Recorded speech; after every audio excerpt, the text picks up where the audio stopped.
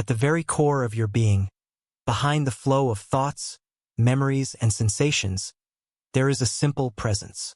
Awareness, a silent witness that observes the storm of neurons, emotions, and images, yet remains itself unmoving.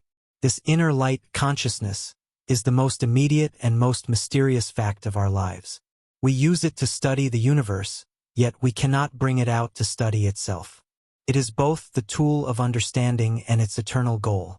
Consider the difference between the brain and the mind. The brain is a 3-pound organ, a jelly of fat and protein you can place on a table. The mind is an inner movie with a screenwriter, director, and audience all in one. Science can describe which areas of the brain light up when you see the color red, but it cannot explain what it is like to see red. This gap between objective processes and subjective experience is called the hard problem of consciousness. It's a chasm that cannot be bridged by facts alone. If consciousness is merely a byproduct of complex computation, why does it feel like anything? Why does the universe need this inner theater? Perhaps it serves no function. Perhaps it is a cosmic accident, a thin ephemeral light, a ghost in the machine that mistakenly believes it is the pilot. The very fact that you can ponder this question, that there is a you to ponder it, is the central mystery. Let this question rest in the quiet of your mind for a moment. The mystery of the witness itself. From this silent center, we can begin to trace the edges of the debate, starting with the most fundamental split in how we view this witness. Is it a product or a fundamental part of reality? For centuries, the dominant view has been materialism. The mind is what the brain does. Consciousness is like the steam whistle on a train, a byproduct of the engine's work, but not the cause of its motion. Every thought, emotion, and memory is the result of electrochemical signals. This view is powerful. It links psychiatry to biology and treats mental illness as a disorder of circuitry. But it stumbles on the same shore. Why does the whistle's sound feel like something from the inside? An alternative whispers from the edges of science and philosophy. Panpsychism. What if consciousness is not a late arrival in the universe, but a fundamental property, like mass or charge? Not just in complex brains, but in some infinitesimal degree in every particle, every atom. The universe isn't dead matter that somehow came alive. It is experiencing matter, arranged in different forms of complexity. Your rich consciousness wouldn't emerge from nothing, but from the combination of billions of tiny sparks of experience, like combining silent notes into a symphony. The implications are staggering.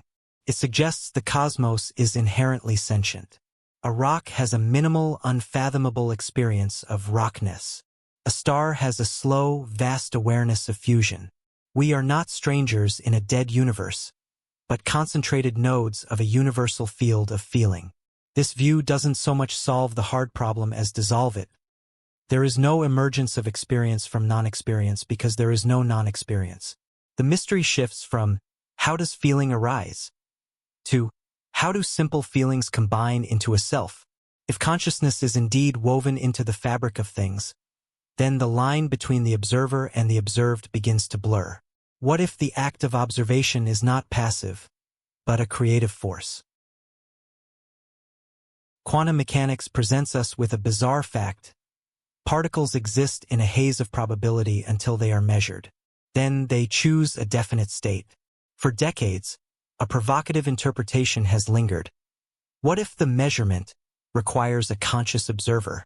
What if the universe remains in a dreamlike state of potential until a mind looks at it, forcing it to crystallize into reality? In this view, you are not just a passenger in the cosmos. You are a co-creator. This isn't magic. It's a possible reading of the equations. Imagine reality as a vast, shimmering cloud of maybes. Consciousness is the process that collapses this cloud into a single point of is. The moon is not there when no one looks. It exists as a set of probabilities until any conscious being, here or elsewhere, interacts with it. The universe needs an audience to perform. This places the mind at the very heart of physics. It erases the clean line between subject and object. Your awareness is not an insignificant flicker in a dark void. It is a fundamental instrument that brings solidity to the world with every glance. While controversial and not the only interpretation, it offers a deeply intimate and unsettling vision. We are not just studying the universe. We are in a constant, silent dialogue with it, and our gaze is part of the conversation. But if our gaze shapes reality, how can we trust the reality we see? Could it be that the entire stage, the laws of physics, the history of stars, is itself a construct, a story told for a specific purpose? Let's follow the previous idea to its extreme.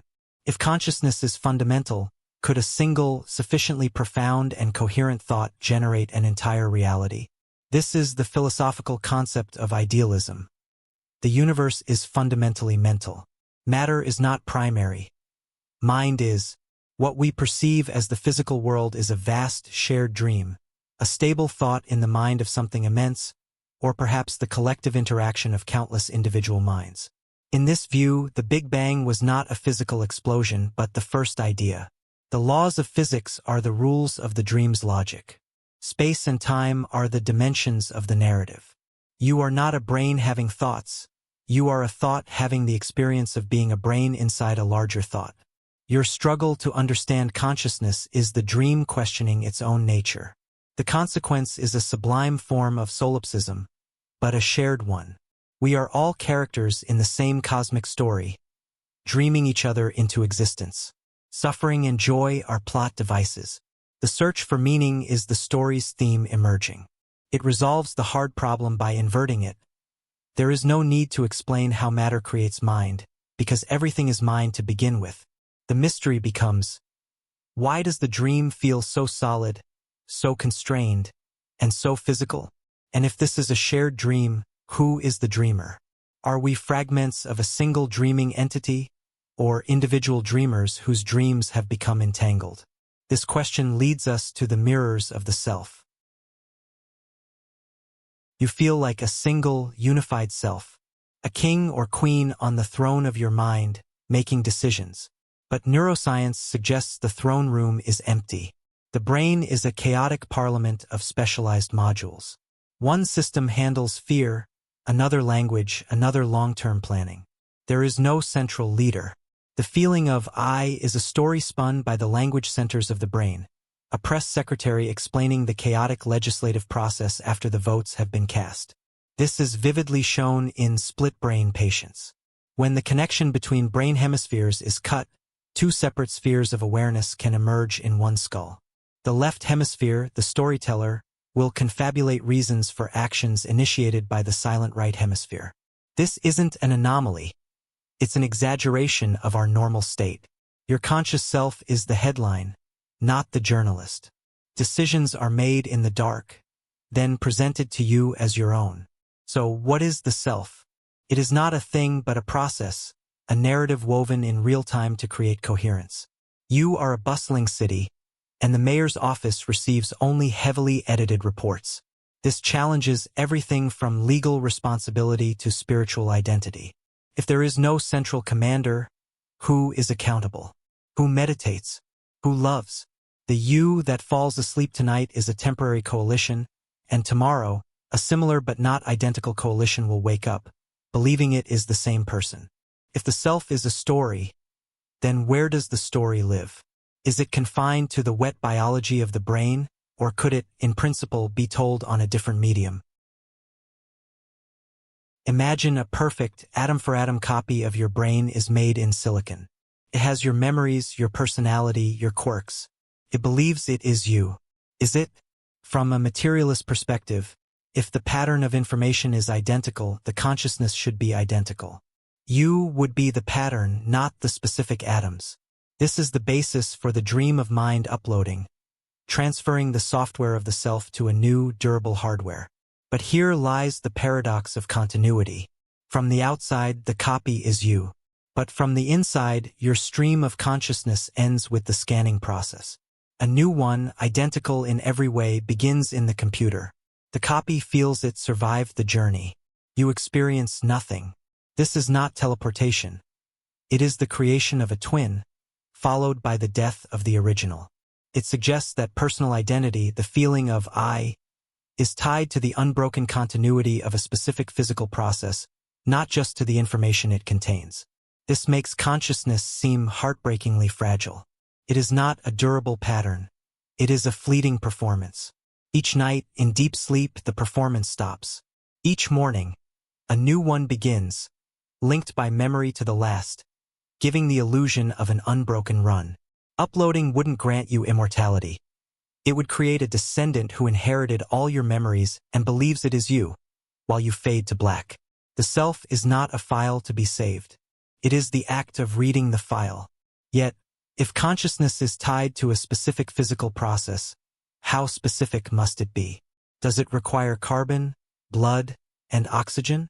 Or could the same dance of cause and effect, performed with electrons in a machine, give rise to the same inner light?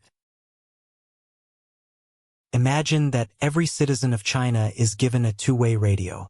They are arranged to perfectly mimic the neurons in a human brain. One person is the auditory neuron, another the neuron for red, and so on. They follow a simple rule. If your connected neurons signal you, you signal your other connections. This colossal network, with its billions of people passing messages, perfectly simulates the real-time activity of a brain. Would the China brain be conscious? Would there be something it is like to be this vast, slow social machine? This thought experiment posed by philosopher Ned Block challenges functionalism, the idea that consciousness is about what a system does, not what it is made of. Intuition screams no.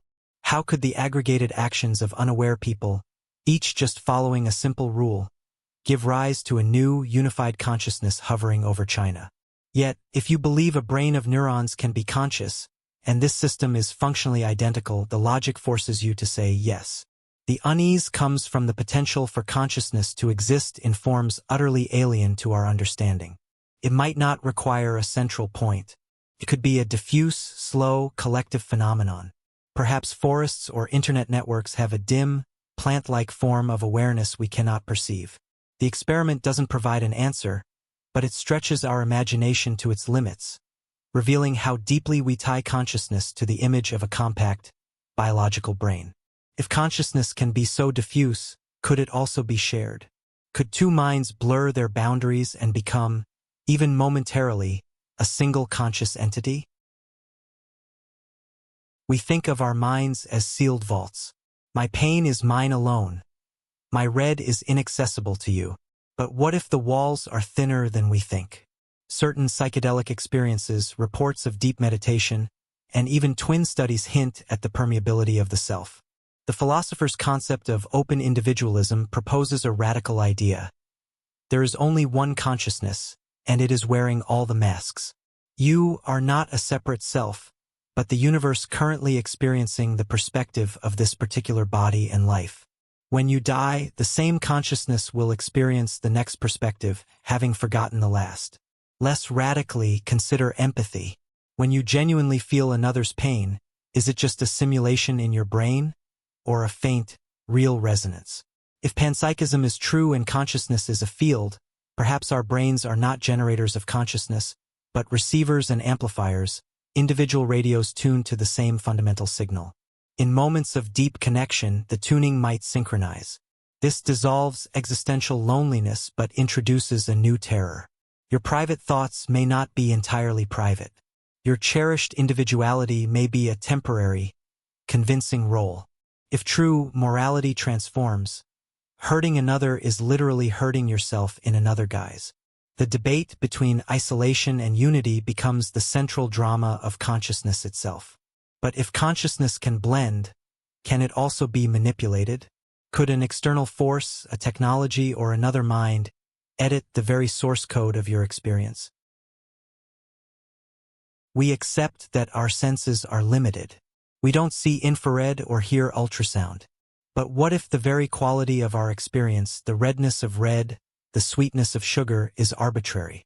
Neurologist Oliver Sacks wrote of a man who, after a stroke, saw the world in only black and white, yet felt it was mysteriously right. What if, at birth, your brain assigned the subjective feeling of red to the wavelength we call green? You would still call grass green, but you would be experiencing what others call red. There's no way to compare inner experiences. This is the problem of inverted qualia. Now take it further. Could a scientist, by rewiring your brain, make the taste of chocolate feel like the sound of a bell? Could they induce a new primary color, a sensation for which we have no word? Your consciousness is not a mirror of the world. It is a user interface, and its settings, the mapping of physical stimuli to subjective feels, are potentially malleable. This reveals consciousness as a kind of art project. The universe provides the raw data, but your brain paints the final picture using a palette of feelings that evolution happened to select. There is no true color or true pain. There is only the translation. Your entire rich inner life is a contingent, biological artwork. It is beautiful, but it is not a direct line to reality. It is a very specific and potentially alterable interpretation. And if our inner world is a contingent translation, can the translator make mistakes? Can it create experiences that have no external cause at all? Your brain does not need the outside world to generate conscious experience. It does so every night in dreams. In a vivid dream, you see, hear, feel, and think. The full theater of consciousness is running on its own, without external input. This proves that consciousness is a self-contained generative process. The waking world is simply the most consistent and shared dream, one that is tightly coupled to external sensors. Now, consider psychiatric conditions. In schizophrenia, the brain may generate the conscious experience of voices that feel as real as any external sound. In Charles Bonnet syndrome, a visually impaired person's brain generates vivid, complex hallucinations to fill the void. Where is the line between perception and hallucination? It's very thin. What you call real is just the consensus hallucination, the dream that your brain cannot help but generate when it receives a certain type of signal from the nerves. This means you are, right now, in a controlled hallucination. Your brain is making an educated guess about the causes of its sensory inputs and presenting that guess as reality. Consciousness is not a passive receiver. It is an active constructor, and it is always constructing. Even now, the solidity of the world is a narrative convenience, a story your brain tells itself to navigate. You live inside a story that you are constantly writing and believing. But who or what is the author of this story? Is it the chaotic parliament of the brain? Or could there be a deeper author, a you that exists behind even the dream of being a self? Introduction. In deep sleep, there is no self, no world, no thoughts. Yet, upon waking, you know you slept well. How? Because something was present to experience the absence. This subtle, background awareness is what some traditions call the pure consciousness, or awareness itself. It is not the content of consciousness, thoughts, feelings, but the silent screen upon which the content appears. It has no characteristics. It is not happy or sad, young or old. It simply is. It is the fundamental knowing that precedes the known. Explanation. Imagine a movie projector. The images on the screen are the changing contents of your mind. The drama, the colors, the sounds. The pure white light from the projector's lamp is this ground of being. The images depend on the light, but the light is independent of the images. In meditation, one attempts to rest as this light, to identify not with the passing movie of the self, but with the silent, luminous awareness that allows it all to be seen. Implications. If this is real, then your true nature is not the fragile, story-based self, but this unchanging, peaceful awareness. Birth and death are events happening within this awareness, not to it. The hard problem takes another turn. Instead of asking how the brain produces consciousness, we might ask how this universal, pure awareness gets tangled up and limited to produce the illusion of being a separate, thinking person. It offers a profound solace. The core of you is untouched by life's drama, but also a deep challenge to the very reality of the individual you that feels anxiety and seeks answers. Transition. If our deepest nature is silent awareness, then what is the chattering, thinking, feeling self? Is it merely a distraction, or does it serve some vital function in the cosmos? Perhaps its function is not just to survive but to know. Introduction. Why would a universe, whether physical or mental, bother to create self-aware fragments of itself. One compelling answer: to know itself. A star doesn't know it's a star. A galaxy doesn't contemplate its beauty. But a conscious mind can. We are the universe's way of looking back at itself, of experiencing its own grandeur, complexity, and terror. Consciousness is the mirror the cosmos holds up to its own face. Explanation: through our eyes, the universe sees its stars. Through our science, it understands its laws. Through our art, it feels its own emotional potential. Your subjective experience of awe under a night sky is not a small, personal event. It is the universe, in one localized point, experiencing awe at itself. In this view, the evolution of consciousness is not a random accident, but a natural culmination of a universe evolving towards self-awareness. We are not separate from the cosmos. We are its growing sense organs. Implications: this gives our lives and struggles a cosmic significance, but not a personal one. Your pain is the universe experiencing pain. Your joy is its joy. The purpose is not individual happiness, but the enrichment of the whole through the diversity of experience. It transforms existential angst. Your feeling of smallness is correct, but your sense of separateness is the illusion. You are a cell in a cosmic body that is slowly waking up.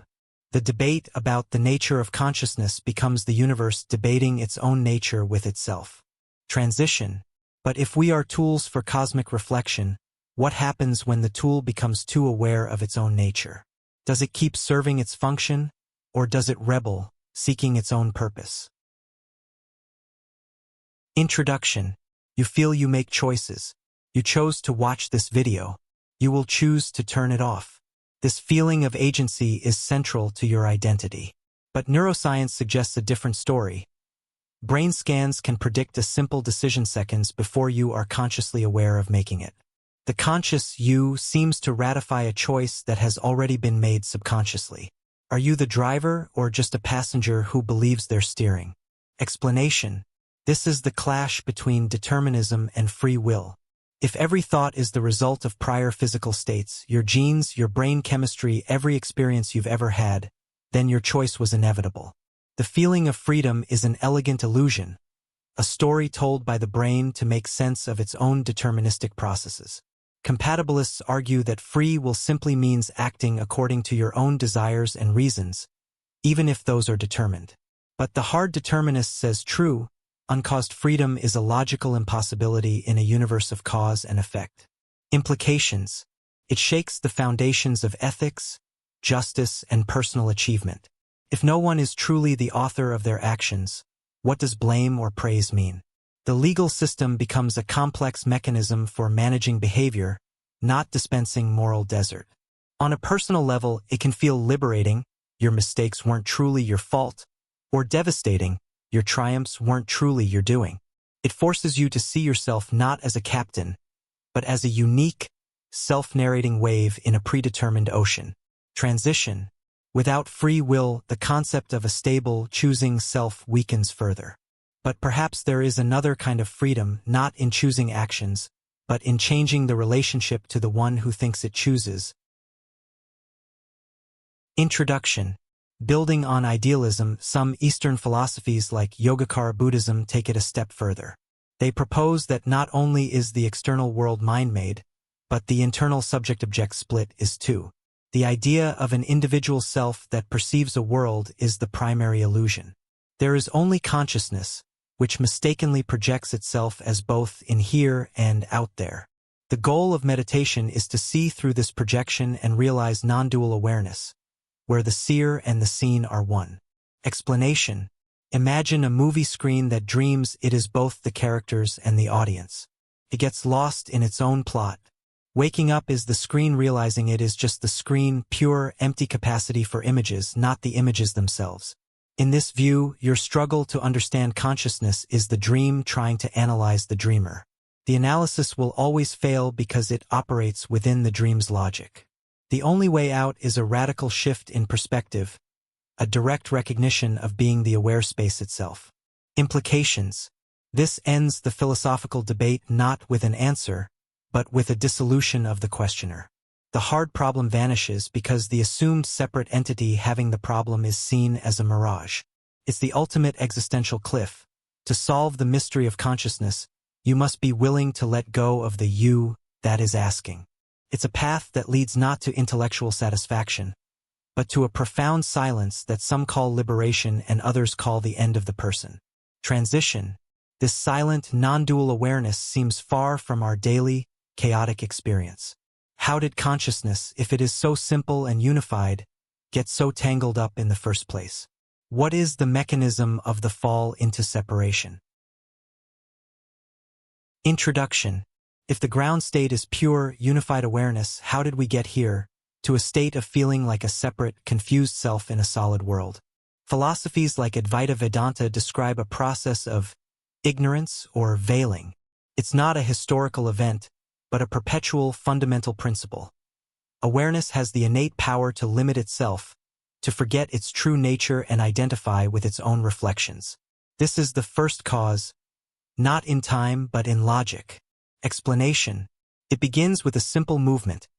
Awareness focusing on a thought, a sensation, an object.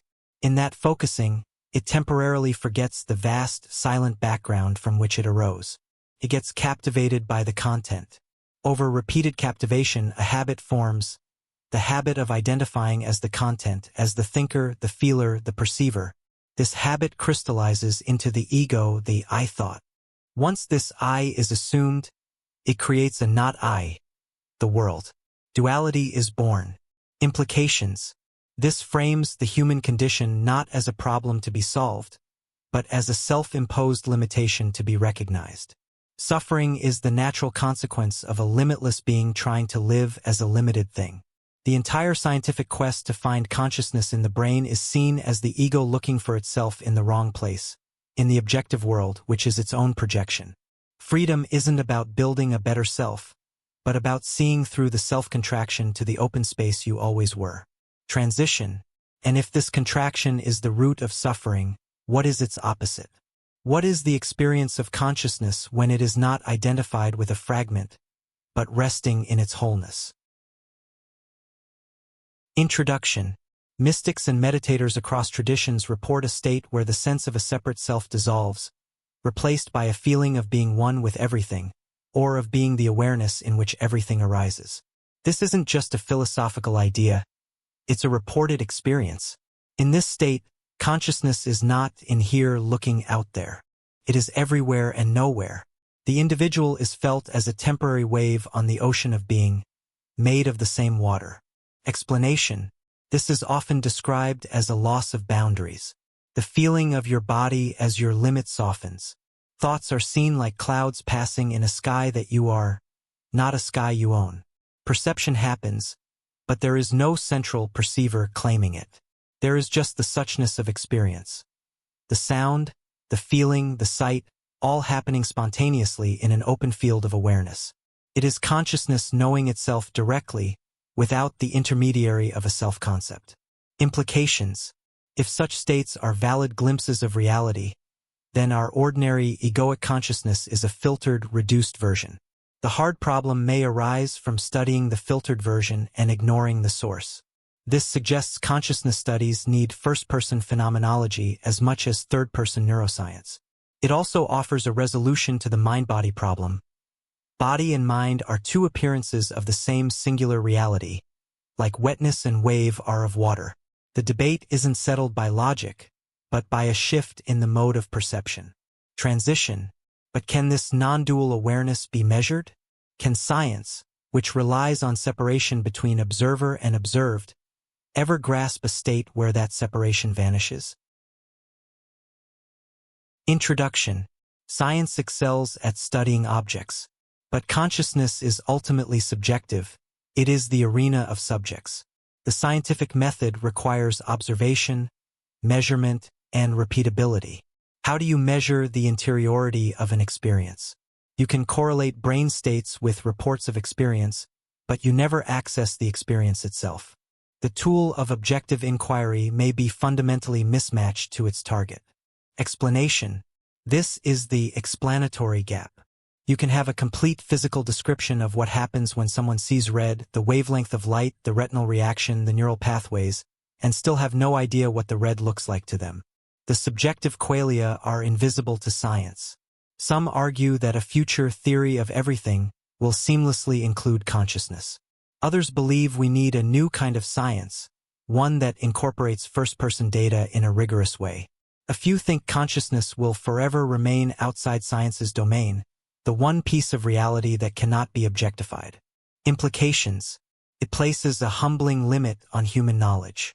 The very instrument we use to understand the world, rational, objectifying thought, may be unable to understand its own source. The final understanding of consciousness might not be a theory, but a transformation, a move from thinking about awareness to being awareness. The debate may never be concluded in a lecture hall, but only in the silent recognition of one's own nature. Transition. Faced with this potential limit, we are left with a choice. Do we keep trying to objectify the subject, or do we change the direction of our inquiry inward? Introduction. Instead of looking for consciousness out there in the brain or the cosmos, what if you look directly at the looker? This is the contemplative approach. The experiment is simple. Gently ask, what is aware right now? Don't answer with a thought. Just feel back into the aware space that is reading these words. Feel the presence that is prior to the next thought. This is not intellectual. It is an experiential investigation into the nature of your own mind. Explanation. You might notice that thoughts, feelings, and sensations come and go within this aware presence. The awareness itself doesn't come and go. It is the constant background. It has no shape, size, or location. It is simply knowing.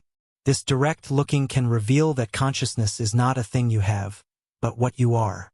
The brain and body are contents appearing to it. This first-hand investigation bypasses philosophical arguments and goes straight to the evidence of your own being. Implications. It democratizes the search for consciousness. You don't need a lab. The primary data is always available.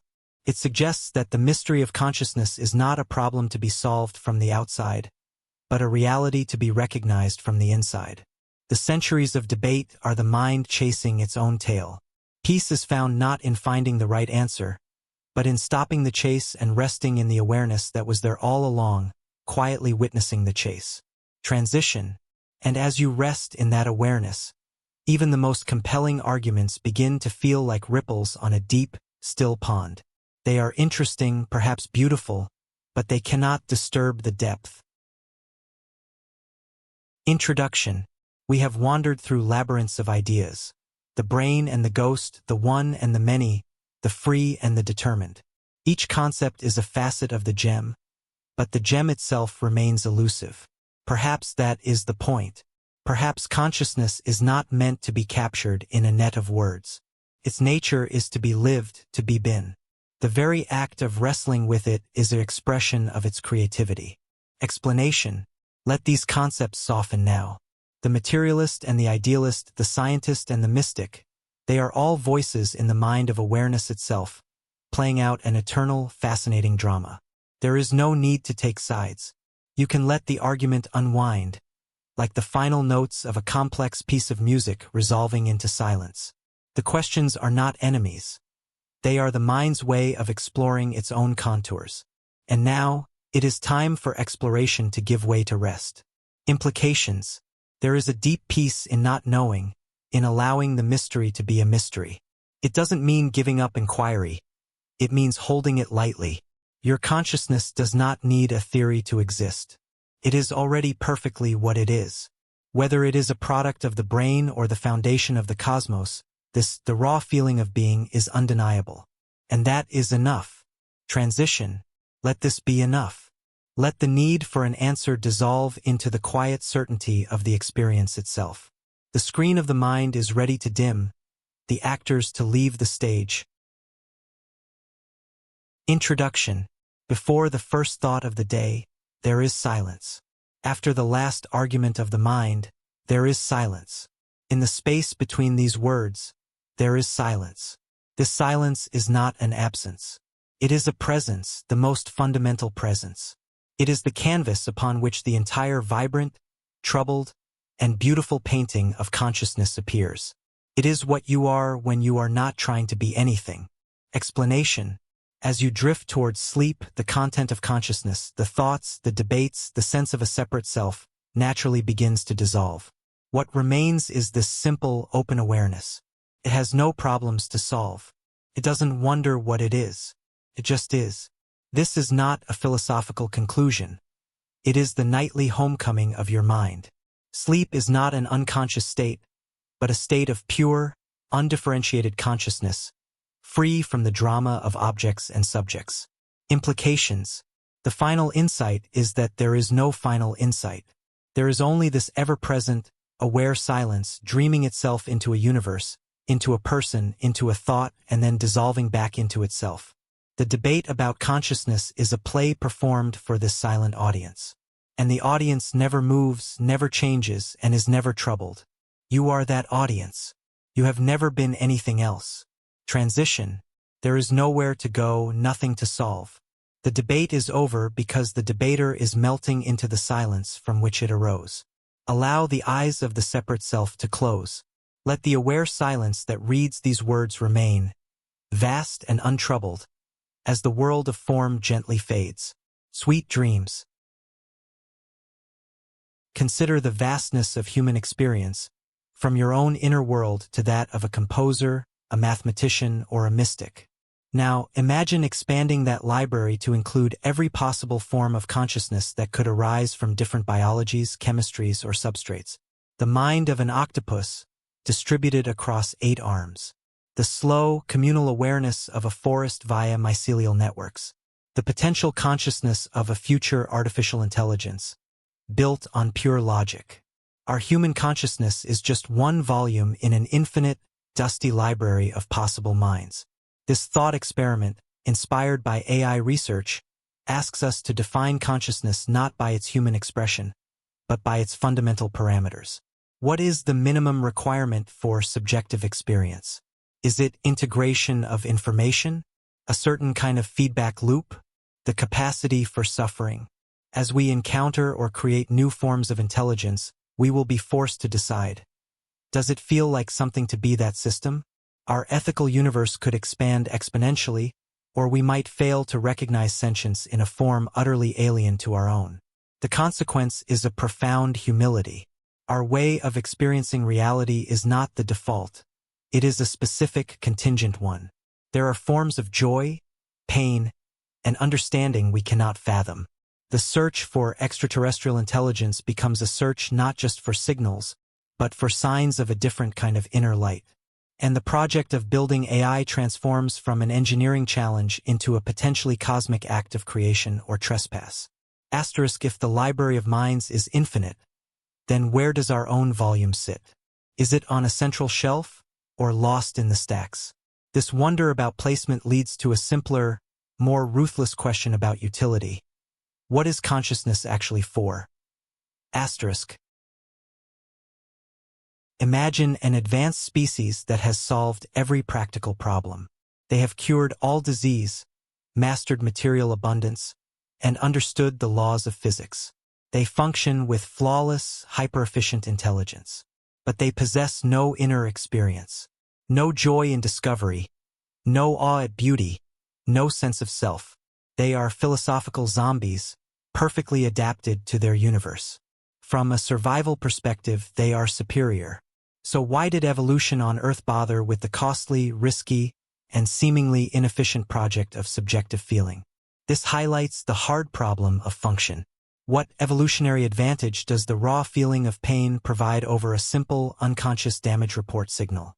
Why does sunshine feel good? Consciousness seems like an unnecessary add-on.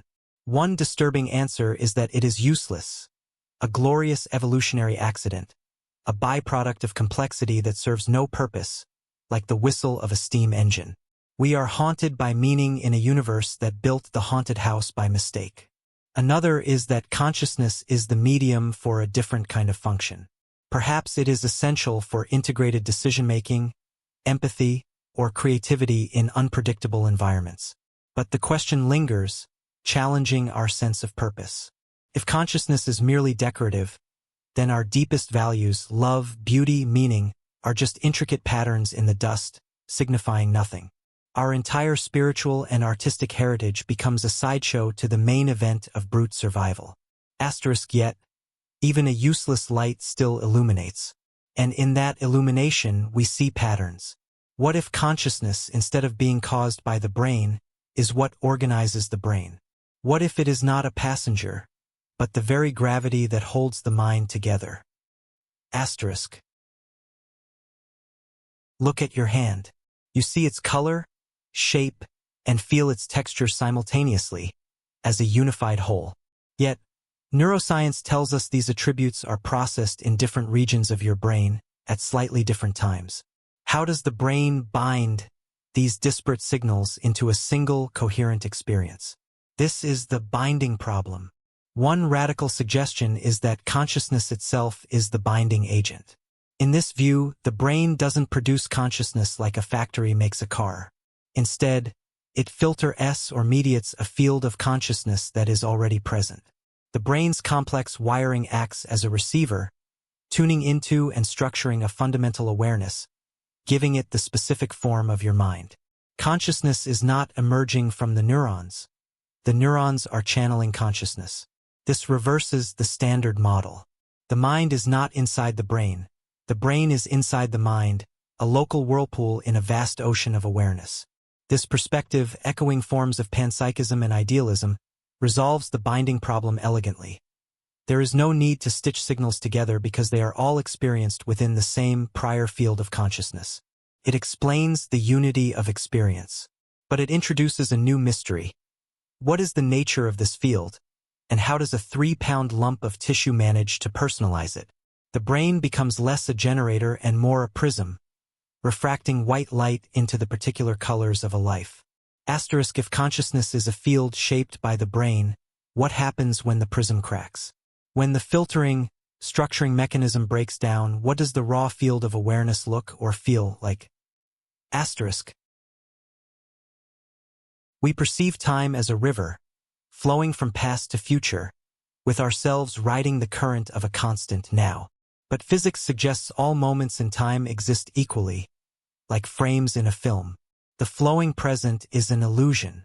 So what is consciousness doing? It may be the process of creating this illusion, a narrow, moving window of attention that lights up a single, thin slice of the eternal film reel, creating the story of continuity. Your now is not a point, but a constructed span, holding the echo of what just happened and the anticipation of what comes next. This window, called the specious present, is how we experience melody instead of separate notes, a sentence instead of isolated words. Without it, the universe would be a static, frozen sculpture. Consciousness is the light that scans it, bringing the sensation of movement and narrative into being. This makes time a product of perception, not a fundamental container. The past is a memory trace in the present. The future is a projection in the present. There is only the ever-shifting present, and consciousness is its author. The implication is that your sense of duration, of waiting, of life passing, is a cognitive construction. In deep meditation or flow states, this window can widen or vanish, leading to the timeless experiences often described by mystics. It suggests that at its core, consciousness might be timeless, only creating time when it focuses on the world of change. You are not in time. Time is in you.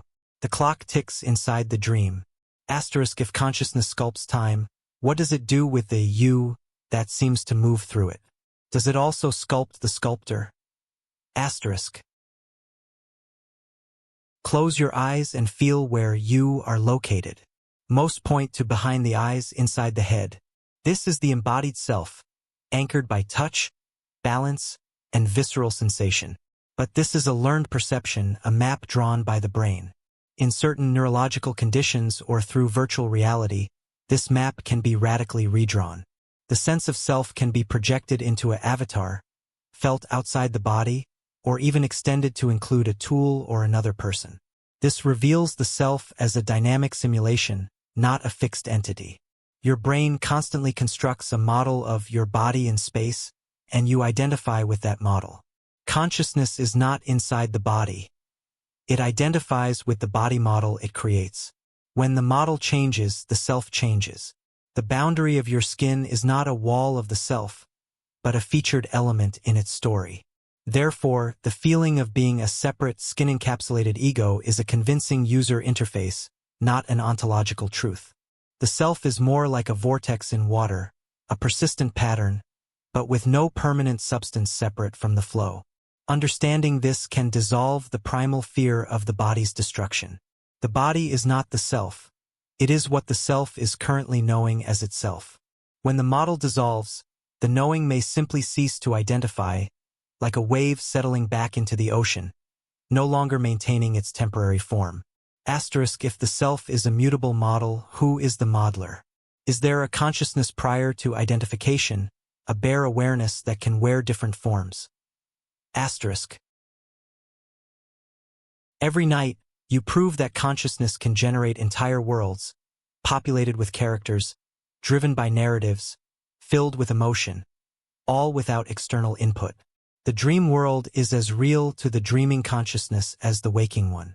This raises a fundamental question. What principle determines which simulation you identify as real upon waking? Consistency? Sensory fidelity? Social agreement? The line is frighteningly thin. In a lucid dream, you become aware you are dreaming while still in the dream. This is consciousness recognizing its own creative power without exiting the creation. It proves that the feeling of reality is a setting within consciousness, not an absolute verdict on what exists. Your waking life could, in principle, be a dream from which you have not yet lucidly awoken. This is not merely the simulation hypothesis. It's more intimate. You are the simulation and the simulator. The universe you experience is the dream your consciousness is having, shaped by the rules of physics, the dream's logic, and sensory input, the dream's texture. Waking up, in the spiritual sense, would be the equivalent of becoming lucid in this cosmic dream, realizing you are the awareness dreaming the life of a person, in a world, in a universe. The terror and beauty of this is that nothing changes about the dream except your relationship to it. The world remains, but the weight of being a separate entity within it dissolves. Asterisk, and in that dissolution, what remains of the great debates? They become like the passionate arguments of dream characters, fascinating and meaningful within the plot, but understood differently by the awareness that knows it is dreaming, an awareness that is quietly preparing to wake. Asterisk. The logic is flawless yet terrifying. The only consciousness you can prove exists is your own. Everything else, other people, their reported feelings, the entire external world, could be an extraordinarily detailed projection of your own mind. This is solipsism, the philosophical idea that the self is the only thing that can be known to exist. You are the sole dreamer in an empty cosmos, conjuring every character and conversation for reasons unknown, perhaps just to stave off an infinite loneliness. While we intuitively dismiss it, it is logically unassailable. All evidence from others comes to you through your own senses, processed by your own brain. You have never directly accessed another's inner world. The people in your dreams feel just as real. This thought experiment is not a theory to live by, but a tool to expose the foundation of our reality.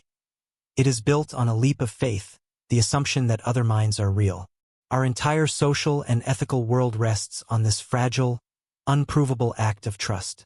The profound implication is that empathy is either a miraculous bridge between isolated universes, or the deepest form of self-deception. Love becomes a conversation you are having with yourself. Cruelty becomes self-mutilation. The prison is perfect because to even question if you are alone, you must first imagine others to question it with. The debate ends in a quiet, inescapable loop. You are either everything, or you are a single, silent note in a harmony you can never truly hear. Asterisk, this absolute isolation, if true, would make connection the greatest illusion. But what if the illusion works both ways? What if not only others but the central character, your own past self, is also a fiction you are telling yourself right now? Asterisk. You are not remembering the past. You are constructing a story about it right now using present-day brain cells. Each time you recall a memory, you rewrite it slightly, influenced by who you are now. Your autobiography is not an archive. It is a biography you are constantly drafting about a character named you. This character's coherence, the sense of being the same person who was once a child, is an illusion maintained by narrative, not by an unbroken chain of identical substance. Consider the person you were a decade ago. Different beliefs, different desires, different cellular makeup. What links that past self to your present self? Mainly your story of the link.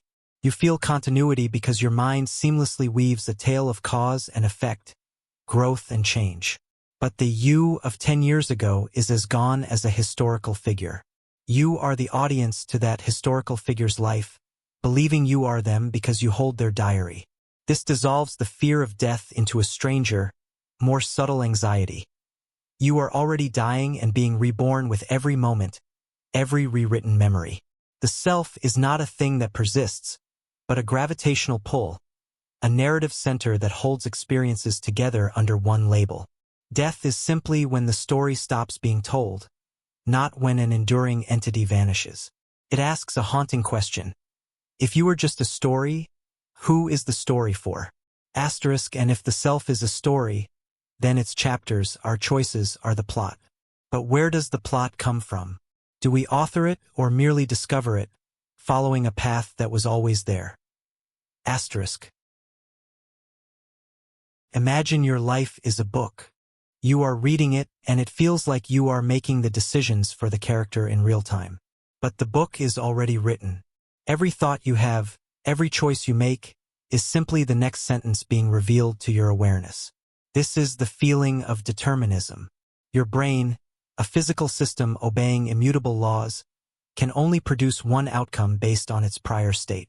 The sensation of weighing options is the system running its calculation. The feeling of choice is the result being presented to consciousness. This doesn't feel true. It feels like you could have chosen otherwise. But could you have, given the exact same brain state, the exact same universe state, a moment before the decision? A truly random choice offers no more freedom than a determined one. It is just dice throwing. The haunting notion is that free will may be a necessary illusion for a social planning creature. We must feel like authors to take responsibility, to strive, to create. But underneath, we may be readers, discovering our own lines with a sense of agency that is as beautiful and as illusory as the feeling of movement in a dream. The consequence is not passivity, but a shift in perspective. Blame and credit soften. You see yourself and others not as ultimate causes, but as astonishingly complex expressions of a causal chain stretching back to the dawn of time. Your life is not a rebellion against the universe's script. It is the universe's script, becoming aware of itself, line by line, with a poignant and powerful sense of ownership that is itself part of the text. Asterisk, if the script is unwinding with such inevitability, what is the point of the awareness that reads it? Perhaps the point is not to change the story, but to experience it.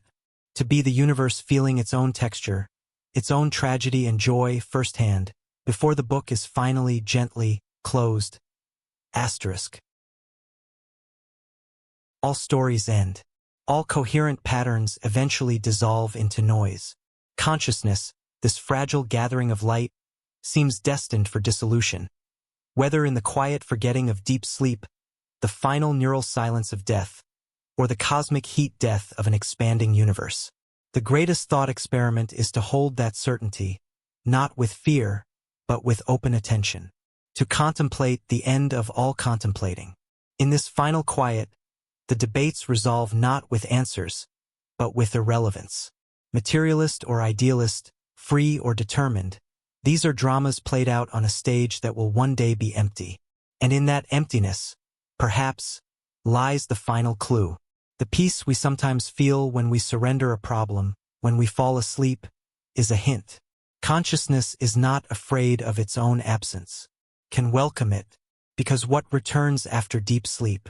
Not the same arrangement of memories, but the same bright, anonymous awareness, ready to identify with a new day, a new story. So let the arguments fade now. Let the need to know what consciousness is soften into the simple, undeniable fact that it is. In this last moment of the video, There is just the sound of a voice, the dark behind your eyelids, the weight of your body at rest. Consciousness knowing these simple things. And soon it will release even these, returning to the source of all stories, where no problems exist, because there are no separate minds to hold them. The last thought is not a period, but a gentle exhale. The screen doesn't cut to black. It just becomes soft and indistinct and finally silent. Rest. Imagine standing between two perfect mirrors, reflecting each other infinitely. Your image repeats into a corridor of seemingly endless depth. Now consider a single moment of awareness, the feeling of now. Could it be that consciousness itself is like this? That the feeling of being present is not a solitary event, but the first reflection in an infinite series, each moment aware of itself, creating the illusion of a continuous flow? We perceive time as a line, but it may be a hall of mirrors, where each now is a perfect isolated reflection, believing it is connected to the next by memory, when in fact it is alone, endlessly repeated. This thought challenges our most basic experience, that of duration. If each moment of consciousness is self-contained, then the you reading this sentence is already a memory in the next moment's reflection. There is no traveler moving through time, only a series of still photographs, each believing it is part of a movie. The echo of the previous moment is built into the content of the new one, creating the perfect illusion of continuity. Life is not a stream, but a chain of pearls, each pearl containing a tiny, complete image of a universe. The implication is a quiet kind of atomism. You die and are reborn with every neural cycle, approximately every 40 milliseconds. The terror of mortality is diffused across an endless series of tiny births and deaths, too rapid to notice. The longing for permanence is the longing of a single pearl to be the whole necklace. In this light meditation, the focus on the pure, timeless present is not an escape from time, but a sinking into the true, isolated nature of a single reflection. You are not becoming eternal. You are discovering that you have always been an eternal, repeating instant. Asterisk, and if each moment is a perfect, isolated reflection, what is being reflected? What is the original light that sets this infinite corridor ablaze? Asterisk. We search for the source of consciousness in the brain's activity, like searching for the source of a shadow in the object that casts it. But what if consciousness is the light itself, and the brain is merely the object that shapes it? The lamp is unlit. It does not generate light, it modulates it, cuts it into patterns. In this view, the brain does not produce awareness. It receives it, filters it, and gives it local character, this personality, these memories, this specific hue of fear and joy. This turns the hard problem on its head. The question is no longer, how does matter produce mind? But, how does mind limit itself to appear as matter? The brain is a reducing valve, a complex filter that takes the blinding, infinite white light of pure consciousness and reduces it to the narrow, manageable beam of a human life. When the filter is damaged, in sleep, injury, or psychedelic states, the light floods indifferently, producing dreams, visions, or mystical unity. The consequence is that your deepest sense of I am is not personal. The personal self, the story of you, is the unique pattern of the filter. But the awareness that knows that story is impersonal, shared, the light itself. Death, then, is not the extinguishing of the light but the shattering of the filter. The pattern is lost, but the light remains, perhaps to be filtered through other forms, or to return, unmodulated, to its source. You are not a lamp fighting to stay lit. You are the light temporarily playing at being a lamp. Asterisk, if the light is universal, then is my light the same as yours? Or are we different beams from the same source, never truly separate, only seemingly divided by the filters of our separate bodies? Asterisk. An ancient paradox. The ocean is water. A wave is also water. The wave rises from the ocean, dances for a time, and subsides back into it. But while it is a wave, it may feel separate, unique, with its own crest and path. It may even fear its end, not realizing it is just the ocean, temporarily formed. Consciousness may be like this. The universal ocean of awareness tosses up a wave, an individual mind, which, through the biology of a brain, forgets its true nature and experiences the thrilling, terrifying drama of being a separate self. This is the heart of non-dual wisdom. The sense of being a limited me is the wave's temporary form. Suffering is the wave's struggle against the ocean, fearing it will lose its form. Enlightenment is not the wave becoming the ocean. It is the wave realizing it never was anything but the ocean all along. Your very seeking for meaning, for peace, is the ocean seeming to search for itself through the wave. The implication is that the solution to the mystery of consciousness is not an intellectual answer, but a recognition of identity. The subject-object split, me here, world there, is the primary illusion. In the moment of recognition, the search ends not because a puzzle is solved, but because the one who was puzzled is seen to be a mirage. What remains is peace, not as an emotional state, but as the natural condition of the ocean when the wave stops fighting its own waterness. And when the wave settles, what does the ocean do? Does it simply rest? Or does it dream again? Perhaps the falling of one wave is just the beginning of the rise of another, in a play without end.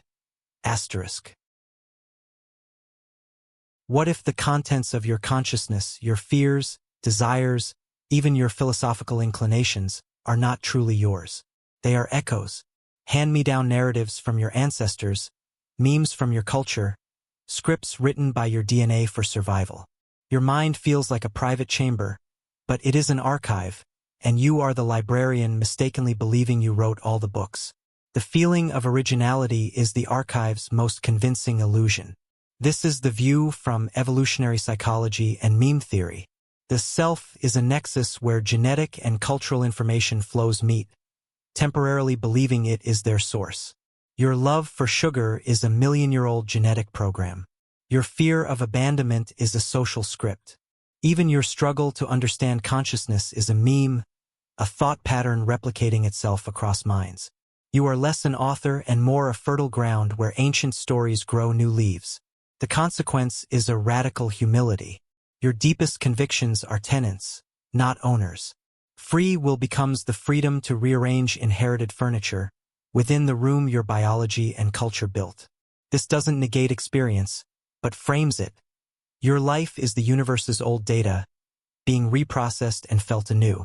The quest for enlightenment, then, might be the attempt to find the silent space in the archive before the first record was played. If our minds are inherited, is there anything original under the sun? Perhaps only the act of attention itself, the bare, silent noticing of the dream as it unfolds. Consider the brain not as a thinker but as an orchestra. Each region is an instrument. The amygdala sounds alarms, the visual cortex paints scenes, the frontal lobe composes plans. But who hears the music? Consciousness is not the conductor, nor any single instrument. It is the silence between the notes that allows the music to be heard. It is the spacious awareness in which the entire symphony of sensation, thought, and feeling arises and falls. In this view, trying to find consciousness in brain activity is like trying to find the silence inside a violin. You can't find it. It's what the sound appears within. The brain generates the content, the intricate, complex noise. Consciousness is the unconditioned background that gives that noise meaning as music. Damage the orchestra, and the music becomes discordant or stops, but the silence that could contain it remains, untouched. This elegantly separates the brain-mind problem. The brain is the instrument. The mind is the music, the ever-changing pattern. Consciousness is the concert hall, the silent, allowing space. You are not the music, though you are captivated by it. You are the space listening. When the symphony ends, the hall doesn't vanish. It just waits, empty and quiet, for the next performance to begin. And if consciousness is the silent hall, could the same hall host different symphonies simultaneously? Could one awareness somehow be the space for more than one mind? The logic of solipsism is cold and inescapable. But what if its opposite is also true? Not that only you exist, but that the separation between you and other is the illusion. What if there is one consciousness, one aware space, and it is simultaneously dreaming all of us. Not like a single actor playing many parts, but like a single light shining through countless stained glass windows, each creating a different, brilliant color pattern, each believing itself to be separate from the light and from the other windows. This is the philosophical idea of non-duality taken to its cosmic conclusion. Arguments, love, conflict, all are interactions within the dream of the one. Your loneliness is the colored glass forgetting it is light. Empathy is a faint remembering. This doesn't erase individual experience. It frames it as a localized, focused perspective within a unified field. Your brain isn't generating your consciousness.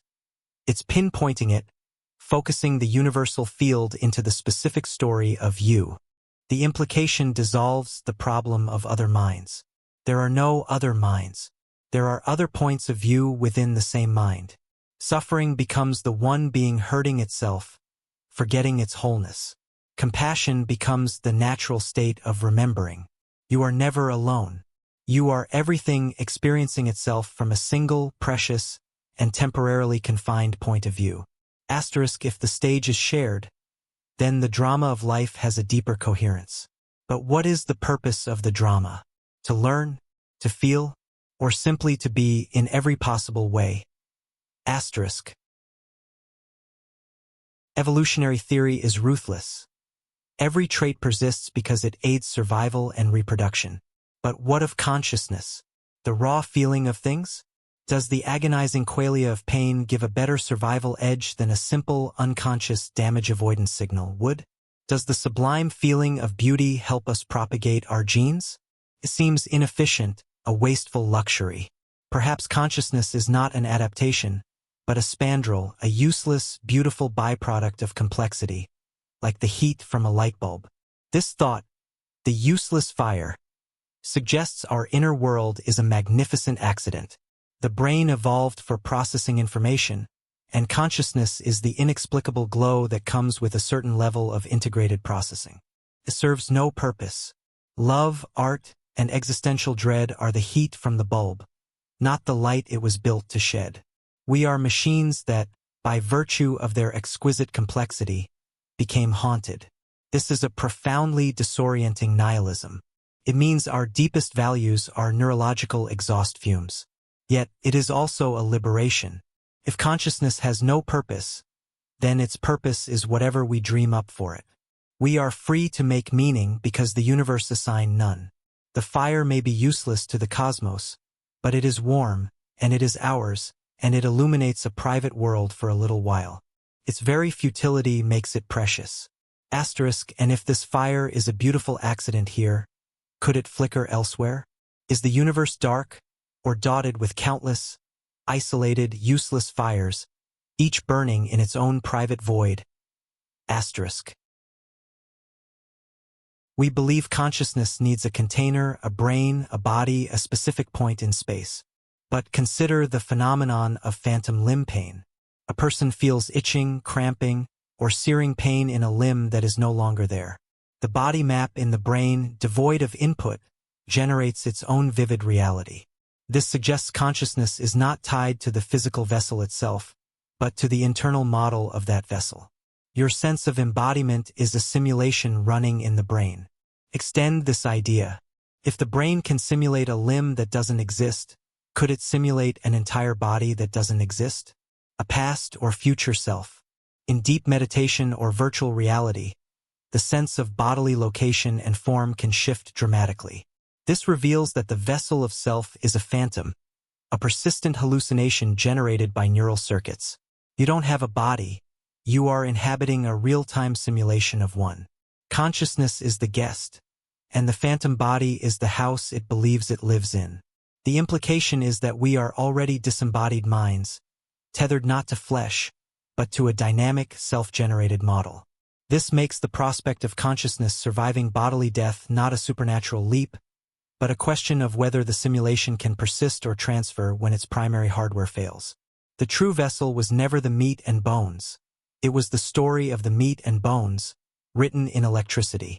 And stories can, perhaps, be copied to new mediums or learned by heart. Asterisk, if the vessel is a phantom, sustained by a story, What is the source of the narrative? Is it a solitary author, or a chorus of influences whispering from the dark? Asterisk. Imagine your mind not as a private room, but as a whispering gallery. A vast, echoing chamber where thoughts, words, and images from your entire life, and from the culture around you, bounce off the walls, combining and recombining. The voice you think of as your thinking is just the loudest, most persistent echo in that moment. Original thought may be an illusion. We are curators of echoes, mistaking the gallery's acoustics for our own voice. This is the view from a radical interpretation of memetics and cognitive science. Every concept you have is borrowed. Your personality is a collage of inherited traits and learned behaviors. Your consciousness is not a fountainhead, but a clearinghouse. The feeling of agency is the echo that says, I did this. Even the desire for spiritual awakening is a whisper that entered the gallery from an ancient text or a teacher's words. You are a conversation the universe is having with itself, using the dialect of your personal history. This can feel diminishing, but it also fosters profound connection.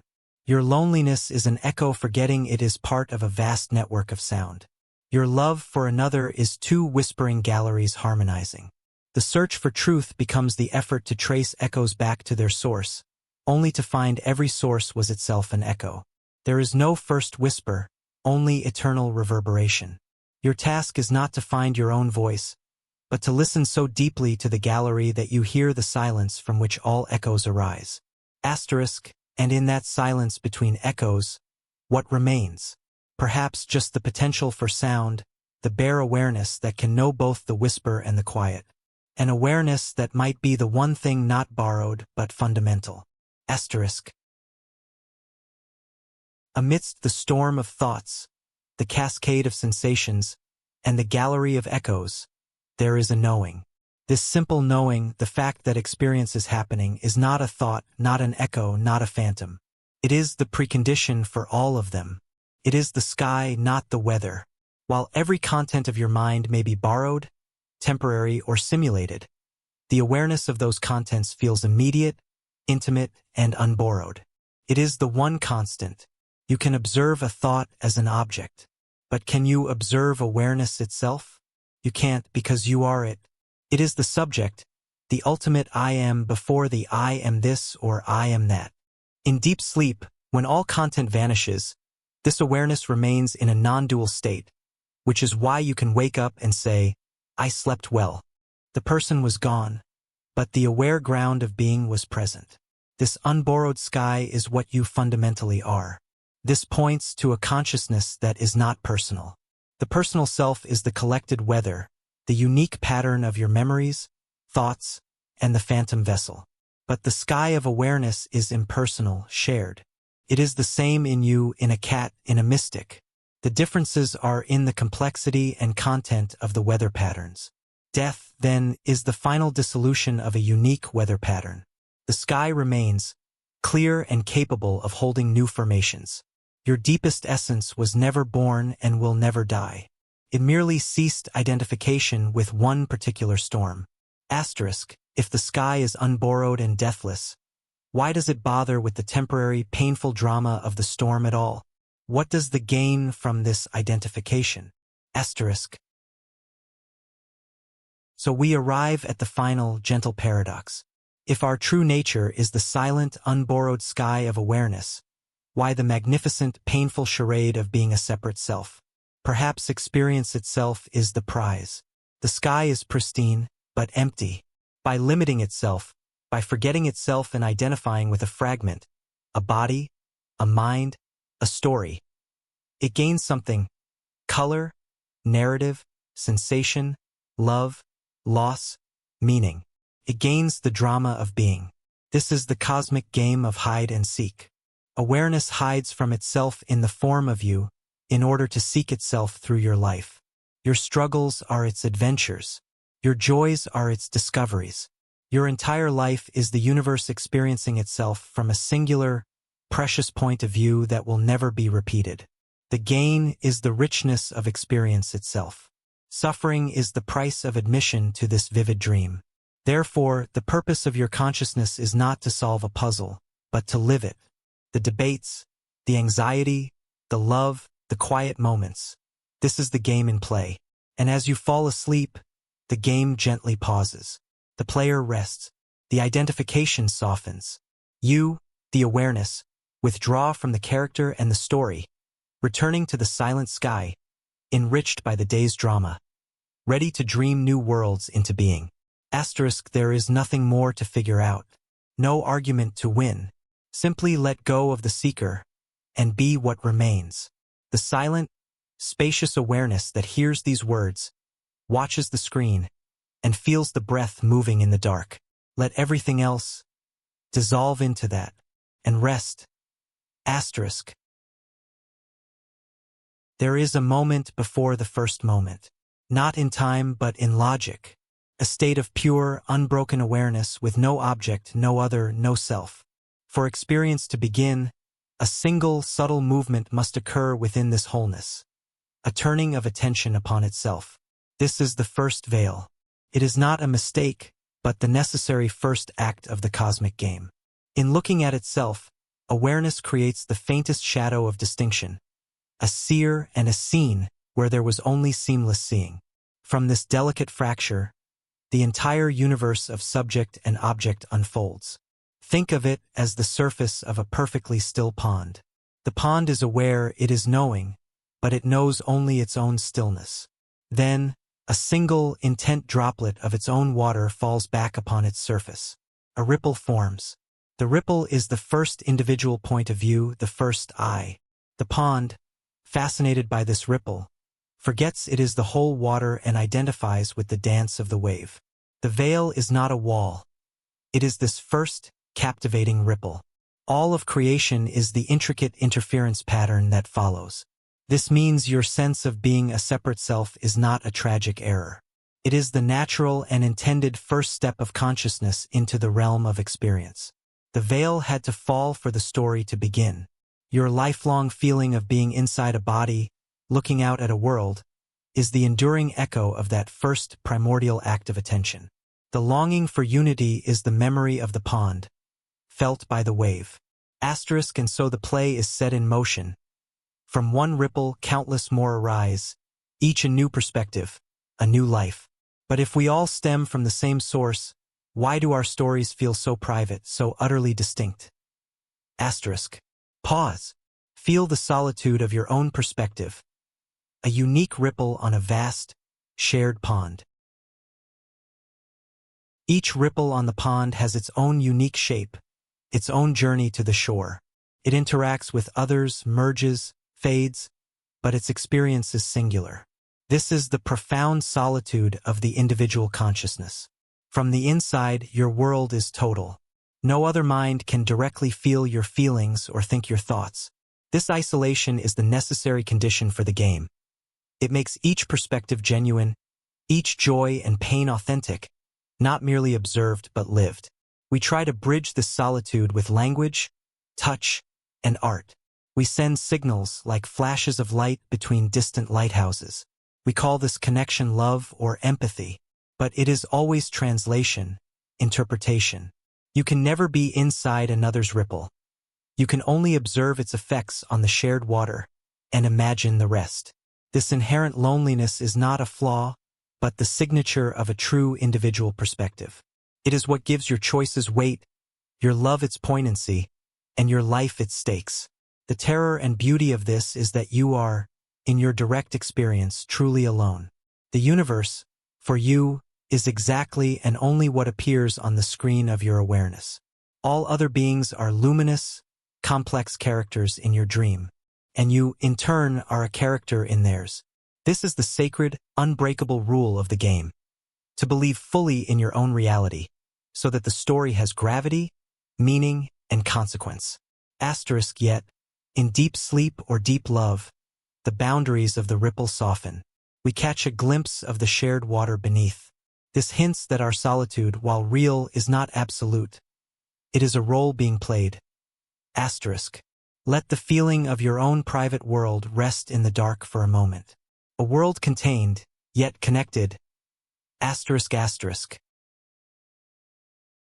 If consciousness plays this game of forgetting and experience through us on Earth, is this the only stage? Look at the night sky. Each star could be the light of another pond, where awareness has cast a different first veil, generating laws of physics and forms of life alien beyond our dreams. Each galaxy might be a distinct storyscape, a different genre in the cosmic library of experience. The great silence of the universe is not emptiness. It is the quiet of countless other dreams, playing out in frequencies of mind and matter we cannot yet perceive. In this view, we are not alone in the universe.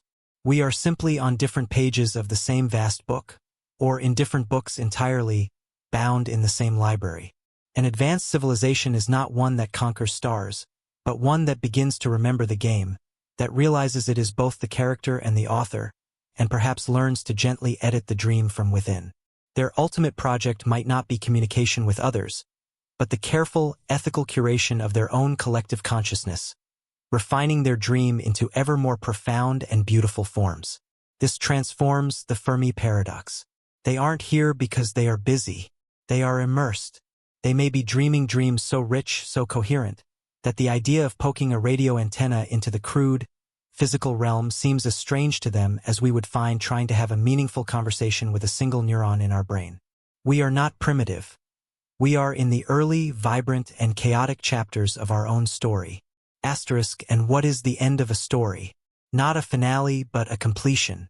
A satisfying sense that the character's journey has reached its natural conclusion, and the awareness that played it can now rest. Asterisk. The eyes grow heavy. The story of the day of the life feels complete. Asterisk, asterisk. Your body is an instrument, a finely tuned, impossibly complex instrument built from stardust and ancient code. For decades, it has played the melody of you, a unique composition of sensations, emotions, and thoughts. Consciousness is not the instrument, but the musician, and the music is the experience of a life. Now, as sleep approaches, the musician gently rests the instrument. Feel it now, the weight of the body on the bed, the instrument settling. The breath, the final, soft notes of the day's song. The mind, the last vibrations of thought, fading into resonance and then into silence. There is no loss here. The musician does not die when the violin is placed in its case. The music is not lost when the concert ends. It has been experienced. It has added its beauty to the whole. This is the gentle truth these hours have circled. You are the musician, the awareness that listened to all these ideas, that felt the feelings they provoked. The instrument of self, the name, the memories, the personality is being set down. The game is pausing. The ripple is relaxing back toward the still pond. There is no need to solve, to seek, or to understand any longer. The only task is to let the instrument be still, and to notice what remains when it is quiet.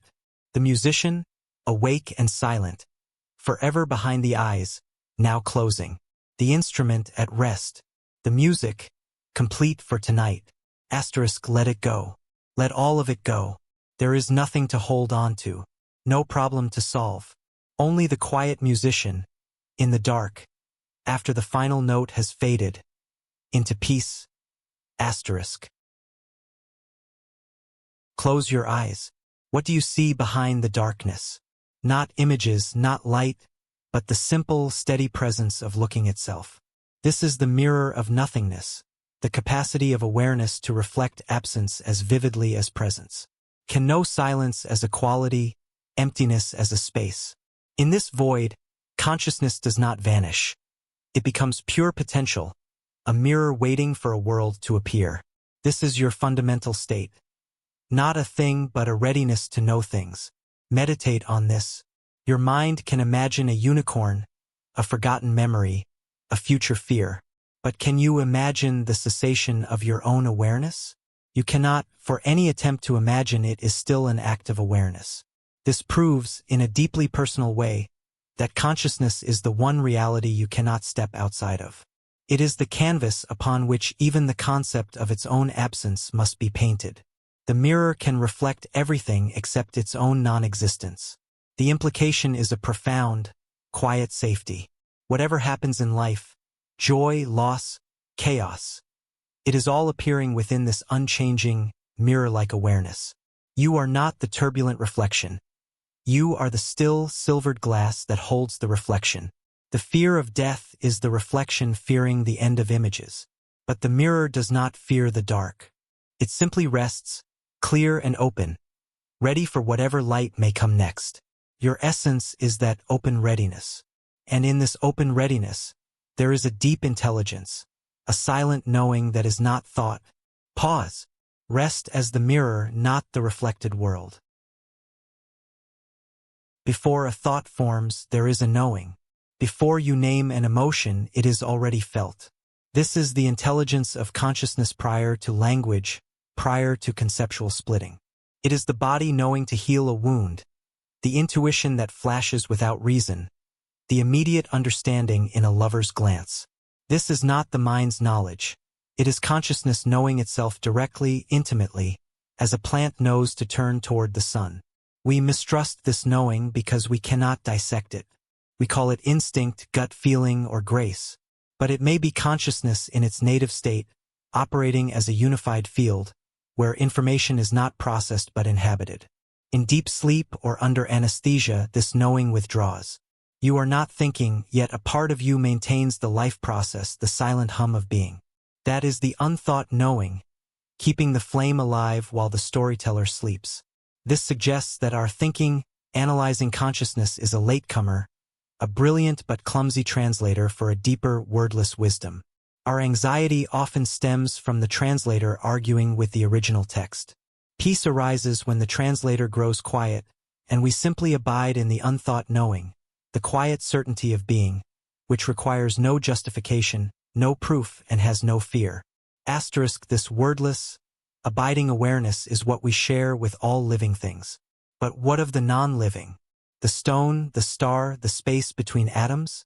Could the unthought knowing be there, too, in a mode so slow and patient we perceive it as inertia?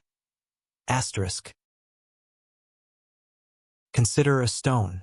To our perception, it is inert, unconscious. But what is time to a stone? 1,000,000 years is a moment. What if consciousness, in its most fundamental form, is not a spark but a field, and the stone is a node in that field, experiencing reality as near-infinite stability, profound gravity, and a crystalline sense of being? Its thoughts are the slow shifts of tectonic pressure. Its sensation is the warmth of the sun over millennia. This experience is one of monumental patience. Panpsychism, in its boldest form, suggests something like this. Consciousness is not an on-off switch, but a dial. In a human, the dial is turned to a rich, rapid complexity we call thought and emotion. In a stone, the dial is turned so low its experience is a single, sustained note, the hum of being an object. There is no internal narrative, only pure, timeless existence. The universe is not full of dead matter, but of matter experiencing itself at every conceivable speed and intensity. This vision animates the cosmos. The void of space is not empty. It is the field in its most restful state. A star is a whirlpool of furious, atomic-scale sensation. We are not strangers in a dead universe. We are a vivid, chattering expression of a universe that is, in all its parts, awake in its own way. Your consciousness is not a break from the norm. It is a variation on the eternal theme of knowing. You are the universe, momentarily conversing with itself at a breathtaking pace. If all is awake in its own way, then death is merely a change of rhythm, a slowing of the dial, a return to the patient, stone-like hum of pure existence before the next melody begins. Let your own rhythm slow now, toward patience, toward stillness. No more concepts, no more experiments. Now only the process of return. Feel the attention that has been listening, reading, thinking, now gently withdrawing from the words. Let it soften, like a hand opening to release a delicate bird. Feel the sense of being a separate self, the central character in this long story, begin to dissolve at the edges. It is not being destroyed, but lovingly deconstructed, like a sand mandala being returned to the beach. The thoughts that try to cling, the final questions, acknowledge them like distant clouds and let them drift past. There is no need to follow. The body is already sinking into the bed, surrendering its weight to gravity, its care to the unthought knowing. The breath is moving on its own. You are not breathing. Breathing is happening. You are not hearing. Sounds are arriving. The last veil is the belief that you are the one doing any of this. Release that too. What remains is not a void, but a tender, boundless presence. It is the mirror, clear and empty. It is the unthought knowing, wise and quiet. It is the patience of stone, deep and secure. It has been here all along, behind every thought, beneath every fear, cradling every joy. This is what you are. Not the story, but the silence that holds the story. The story is ending for tonight. The silence remains. Forever. Allow yourself to be cradled by what remains. Let go into the silence that you are.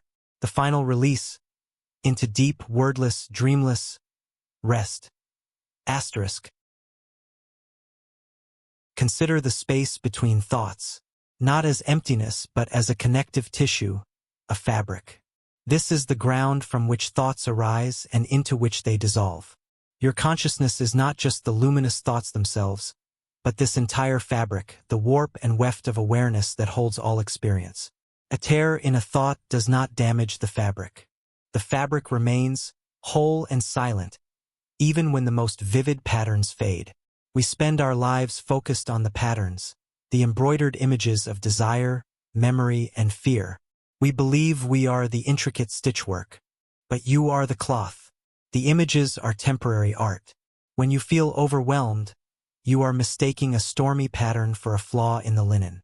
The fabric is untouched, can hold any pattern, any drama without being torn.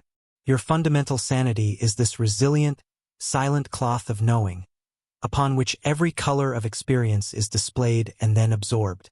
This understanding brings a profound resilience. Anxiety is a frantic, tangled knot of thread on the surface. But beneath it, the fabric is smooth, unchanged, and vast enough to hold the knot without strain. You need not untie every mental knot. You can simply rest as the fabric that contains it. In sleep, the active needle of thought stops stitching. The patterns soften, blur, and the fabric simply is clean, quiet, and whole, ready for the morning's new designs. And this fabric, does it end at the boundary of your mind? Or does it weave into other fabrics, creating a single, endless tapestry of awareness? Pause. Feel the seamless fabric of your own awareness holding this very thought. Physics speaks of quantum fields, invisible matrices that fill all of space, from which particles blink in and out of existence. Imagine consciousness as a similar field, a fundamental substrate of the universe. Not an emergent property, but the primary substance. Your individual mind, then, is not a separate entity, but a localized knot or whirlpool in this field. A place where the field of awareness vibrates with a particular, complex frequency that you experience as you. In this view, every conscious being is a unique perturbation in the same unified field. We are not isolated islands of self. We are standing waves in a single ocean of mind. Your thoughts are not private radio transmissions. They are modulations of the shared field, felt most strongly at your particular locus but rippling out, however faintly, into the whole. This is why emotion can be contagious, why a crowd can have a collective mood, and why deep empathy feels like a merging of boundaries, because at the level of the field, the boundaries are illusory. The fear of annihilation at death loses its edge. The whirlpool dissolves, but the water, the field of awareness, remains. The unique pattern of your perturbation ceases, but the essence of what you are, consciousness itself, does not. It returns to its unmodulated state, or perhaps reforms into a new pattern elsewhere. You are not a droplet falling into an ocean. You are the ocean, momentarily believing you are a droplet. If we are all modulations of one field, then communication is not transmission, but resonance. And what is the oldest, deepest resonance in this field of being? Before the first thought of a human, before the first instinct of a creature, there is a hum, a silent, foundational resonance within the field of consciousness. This is not a sound, but a quality, the baseline tone of existence itself. Some call it the logos, the Tao, the Shabda, or simply being. It is the universe's one, enduring note. All stories, all lives, all galaxies are complex harmonics arising from this single tone. Your consciousness is not separate from this resonance. It is this resonance, intricately folded into the shape of your life. In moments of absolute stillness, beneath anxiety or joy, you can sometimes hear it, not with ears, but with the whole of your being. It is the peace that passes understanding. It is the source of the unthought knowing. All seeking is ultimately the attempt to tune your personal frequency back to this primordial, quiet note. This reframes all spiritual and philosophical striving. The goal is not to reach a distant heaven or acquire secret knowledge. It is to quiet the noise of the personal harmonic, the clattering thoughts and churning emotions, enough to recognize that you have never left the fundamental note. You are it. Your life is a song being sung by the universe itself, using the instrument of your body and mind. To be at peace is to listen to the singer, not just the song. The song of a lifetime has verses, choruses, moments of dissonance and harmony. But every song must end, or does it simply return to the silence from which the note arose? The final segment is not an ending, but a return. The journey of these concepts, from the fragmented self to the unified field, from the noisy mind to the primordial resonance, has all been a circling back to the obvious. The obvious is too simple to see. You are awareness. Not the content, but the context. All the arguments, the fears, the wonders, have been like ripples on the surface of a lake. Now watch the ripples subside. Feel the body, heavy and real, yet now perceived as an object within awareness. Hear the ambient sounds, occurring in the space of awareness. See the darkness behind your eyelids, appearing on the screen of awareness. The subject-object split collapses. There is only experiencing, and the silent fact of its being known. This knowing has no name, no story. It is the common factor in every experience you have ever had, from birth to this moment. This is your home, this silent, knowing space. You never left it. You were just captivated by the fascinating, frightening, beautiful movie playing within it. The credits are rolling now. The light of the projector is softening. The images grow faint. What remains is not emptiness, but fullness. The full, rich, silent potential of awareness itself, unburdened by any story. It is complete. You are complete. Let the last concept go. Let the listener go. Let the speaker go. There is only this. Rest in this. Long, gentle pause. The background music, if any, fades to the softest possible ambient tone, then to pure silence for the final 30 seconds. We speak of time as a river carrying us from past to future. But what if this is the fundamental illusion of consciousness?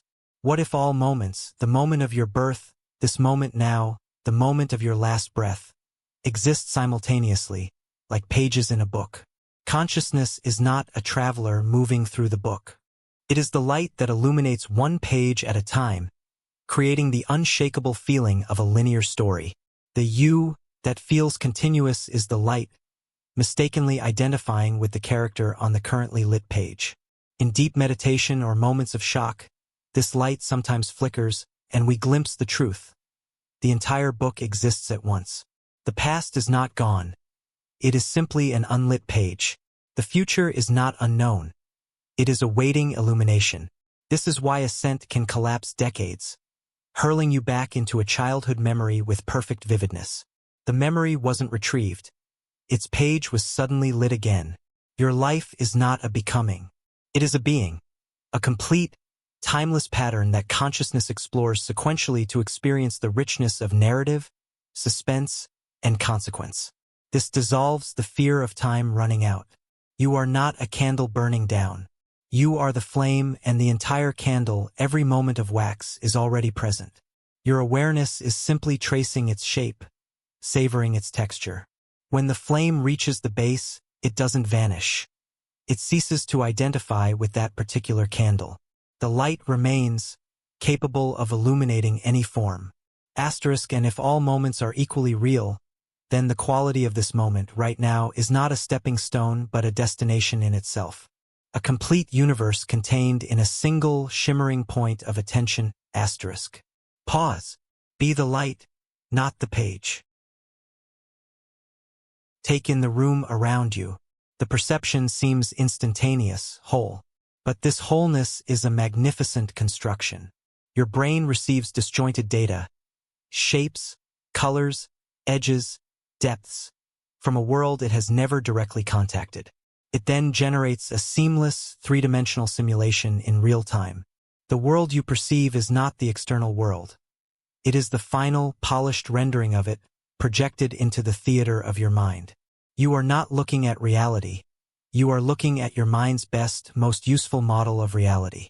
This means you are always and only in contact with your own consciousness. The external world is a consistent, shared set of rules within the simulation. The tree, the star, the loved one's face, all are breathtakingly complex ideas appearing in awareness. This is not solipsism, but a recognition of the mechanism of perception. Reality is not pushed into your mind from outside. It is pulled into coherence from within. Consciousness is the artist, and the five senses are its brushes, touching a mystery that itself may be pure potential. The wonder, then, is not that we understand the world, but that we share such similar and stable hallucinations. Our agreement on what is real is the foundation of society, science, and love. Yet, the most intimate truth remains. Your universe is born anew with every glance, sculpted from silence and electrical impulse into the profound, beautiful dream you call your life. If the universe is a dream appearing within you, what is the source of the dreamer? Is there a final dreamer, or an infinite regression of consciousness within consciousness? Pursue the source to its end. You are awareness, but who is aware of awareness? Another higher awareness? This leads to an infinite regress, a mirror reflecting a mirror, forever. The only way out of the loop is a simple, direct realization. Awareness is self-knowing. It requires no second witness. It is its own proof, its own subject and object in perfect, immediate union. The search for a dreamer beyond the dream is the final trick of the dreaming mind, a last vestige of the subject-object split. To realize this is to stop the search. There is no last dreamer. There is only dreaming and the knowing of the dream, which are not two things. In deep sleep, the dream content ceases, but the knowing capacity remains, like a silent screen. You are that screen. The sense of being a person, a seeker, a last dreamer. That is a particularly compelling movie playing on the screen. When the movie ends, the screen doesn't wonder what to play next. It just rests in its own clear, empty nature. This is the final surrender. Not to a god, but to the obvious. You are not a character in the movie of awareness. You are the awareness in which the movie of a character appears. The relief is immense. All burdens belonged to the character. All questions were the character's lines. The screen has no problems. It simply allows. It is peace itself. And now, the movie of today of these thoughts is reaching its final scene. The images grow soft. The soundtrack fades. Only the clear, empty screen remains, waiting for nothing, wanting nothing. Let the final scenes of thought dissolve. No need to follow them. Consciousness, to experience anything, must first forget itself. To know love, it must forget it is everything and believe it is a vulnerable heart. To know wonder, it must forget it is the source of all magic and believe it is a mind discovering mystery. This forgetting is not a loss, but the greatest gift, the gift of surprise, of drama, of genuine discovery. Your entire life is the adventure consciousness planned for itself by strategically forgetting who it is. As you fall asleep, you are rehearsing the final forgetting. The ego, the day's worries, the sense of me, all are gratefully released. You are returning consciousness to its factory setting. Pure, curious, open awareness, unburdened by any story. This is not death. It is a daily homecoming. Sleep is the original state from which each day's new act of forgetting, and thus each new day is possible. So do not fight the drift. The forgetting is a blessing. It is what makes the morning's awakening fresh, the world new, the next experience vivid. Allow the great amnesia of sleep to wash over you now. Let it gently dissolve the intricate story of you that was so passionately believed today. Trust the process. The one who forgets is not lost. It is simply preparing for the joy of remembering itself, once again, in a brand new way, when the light returns. Asterisk, there is nothing to hold on to, nothing to remember, nothing to be. Only the gentle, generous embrace of forgetting, leading you back to the silent, smiling source of all stories. Now let the story go. Asterisk. Asterisk, final, long pause. Silence. Asterisk. Close your eyes. What do you see behind the darkness? Not images, not light, but the simple, steady presence of looking itself. This is the mirror of nothingness, the capacity of awareness to reflect absence as vividly as presence. Can know silence as a quality, emptiness as a space. In this void, consciousness does not vanish. It becomes pure potential, a mirror waiting for a world to appear. This is your fundamental state. Not a thing, but a readiness to know things. Meditate on this. Your mind can imagine a unicorn, a forgotten memory, a future fear. But can you imagine the cessation of your own awareness? You cannot, for any attempt to imagine it is still an act of awareness. This proves, in a deeply personal way, that consciousness is the one reality you cannot step outside of. It is the canvas upon which even the concept of its own absence must be painted. The mirror can reflect everything except its own non-existence. The implication is a profound, quiet safety. Whatever happens in life, joy, loss, chaos, it is all appearing within this unchanging, mirror-like awareness. You are not the turbulent reflection.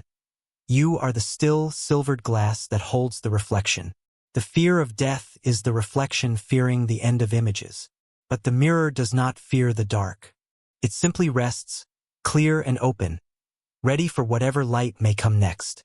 Your essence is that open readiness. And in this open readiness, there is a deep intelligence, a silent knowing that is not thought. Pause. Rest as the mirror, not the reflected world. Before a thought forms, there is a knowing. Before you name an emotion, it is already felt. This is the intelligence of consciousness prior to language, prior to conceptual splitting. It is the body knowing to heal a wound, the intuition that flashes without reason, the immediate understanding in a lover's glance. This is not the mind's knowledge. It is consciousness knowing itself directly, intimately, as a plant knows to turn toward the sun. We mistrust this knowing because we cannot dissect it. We call it instinct, gut feeling, or grace. But it may be consciousness in its native state, operating as a unified field, where information is not processed but inhabited. In deep sleep or under anesthesia, this knowing withdraws. You are not thinking, yet a part of you maintains the life process, the silent hum of being. That is the unthought knowing, keeping the flame alive while the storyteller sleeps. This suggests that our thinking, analyzing consciousness is a latecomer, a brilliant but clumsy translator for a deeper, wordless wisdom. Our anxiety often stems from the translator arguing with the original text. Peace arises when the translator grows quiet, and we simply abide in the unthought knowing, the quiet certainty of being, which requires no justification, no proof, and has no fear. Asterisk, this wordless, abiding awareness is what we share with all living things. But what of the non-living? The stone, the star, the space between atoms? Could the unthought knowing be there, too, in a mode so slow and patient we perceive it as inertia? Asterisk. Consider a stone. To our perception, it is inert, unconscious. But what is time to a stone? 1,000,000 years is a moment. What if consciousness, in its most fundamental form, is not a spark but a field, and the stone is a node in that field, experiencing reality as near-infinite stability, profound gravity, and a crystalline sense of being. Its thoughts are the slow shifts of tectonic pressure. Its sensation is the warmth of the sun over millennia. This experience is one of monumental patience. Panpsychism, in its boldest form, suggests something like this. Consciousness is not an on-off switch, but a dial. In a human, the dial is turned to a rich, rapid complexity we call thought and emotion. In a stone, the dial is turned so low its experience is a single, sustained note, the hum of being an object. There is no internal narrative, only pure, timeless existence. The universe is not full of dead matter, but of matter experiencing itself at every conceivable speed and intensity. This vision animates the cosmos. The void of space is not empty. It is the field in its most restful state. A star is a whirlpool of furious, atomic-scale sensation. We are not strangers in a dead universe. We are a vivid, chattering expression of a universe that is, in all its parts, awake in its own way. Your consciousness is not a break from the norm. It is a variation on the eternal theme of knowing. You are the universe, momentarily conversing with itself at a breathtaking pace. If all is awake in its own way, then death is merely a change of rhythm, a slowing of the dial, a return to the patient, stone-like hum of pure existence before the next melody begins. Let your own rhythm slow now, toward patience, toward stillness. No more concepts, no more experiments. Now only the process of return. Feel the attention that has been listening, reading, thinking, now gently withdrawing from the words. Let it soften, like a hand opening to release a delicate bird. Feel the sense of being a separate self, the central character in this long story, begin to dissolve at the edges. It is not being destroyed, but lovingly deconstructed, like a sand mandala being returned to the beach. The thoughts that try to cling, the final questions, acknowledge them like distant clouds and let them drift past. There is no need to follow. The body is already sinking into the bed, surrendering its weight to gravity, its care to the unthought knowing. The breath is moving on its own. You are not breathing. Breathing is happening. You are not hearing. Sounds are arriving. The last veil is the belief that you are the one doing any of this. Release that too. What remains is not a void, but a tender, boundless presence. It is the mirror, clear and empty. It is the unthought knowing, wise and quiet. It is the patience of stone, deep and secure. It has been here all along, behind every thought, beneath every fear, cradling every joy. This is what you are. Not the story, but the silence that holds the story. The story is ending for tonight. The silence remains. Forever. Allow yourself to be cradled by what remains. Let go into the silence that you are. The final release, into deep, wordless, dreamless rest. Imagine the moment in a dream when you realize you are dreaming. The world retains its vivid texture, yet a profound shift occurs. Fear dissolves, possibility expands. What if waking consciousness is merely the first layer of a similar realization? That the fundamental nature of reality is not solid matter, but a kind of lucid dream, a conscious field dreaming itself into myriad forms, and we are localized points within that field slowly remembering our lucidity. The universe isn't a machine. It is the dream of a singular, vast awareness, and our own awareness is a flicker of its self-recognition. This perspective reframes the hard problem. The question is not how matter generates mind, but how mind forgets its unity to experience the thrilling constraints of matter. Pain, love, and loss are not random biological glitches. They are the intense, focused colors of the dream, necessary for the drama to feel real. Your struggle for meaning is the dream questioning its own plot. Enlightenment, in this view, is not an escape from reality, but the moment the dream character realizes it is the dreamer, and yet chooses to keep playing, now free from existential fear. The implication is one of radical responsibility and radical grace. You are not a victim of a cold cosmos. You are the cosmos experiencing a specific, poignant story. Every encounter is a meeting with yourself. Every challenge is a plot twist you authored for your own growth. The anxiety of life is the dream's suspense. The peace beneath it is the dreamer's silent, knowing smile. Asterisk, feel that smile now. Not as an emotion, but as the background quality of all experience, often unnoticed. The dream is deep, but the dreamer is always awake. Asterisk. Pause. Let the solid world feel, for just a moment, like a very convincing and beloved story. Consciousness feels like an intruder in the universe. Physics describes a closed system of cause and effect, billiard balls bouncing in a dark room. Then somehow light turns on. A witness appears. This witness, consciousness, adds nothing to the physical equations, yet it is the only reason anything matters. It is the uninvited guest at the feast of matter, the silent note-taker who cannot be explained by the menu. From a strictly materialist view, it shouldn't be here at all. This is the eerie heart of the explanatory gap. You can have a complete physical description of a brain watching a sunset, and nowhere in that description will you find the color orange, the feeling of awe, or the memory of a similar sunset years ago.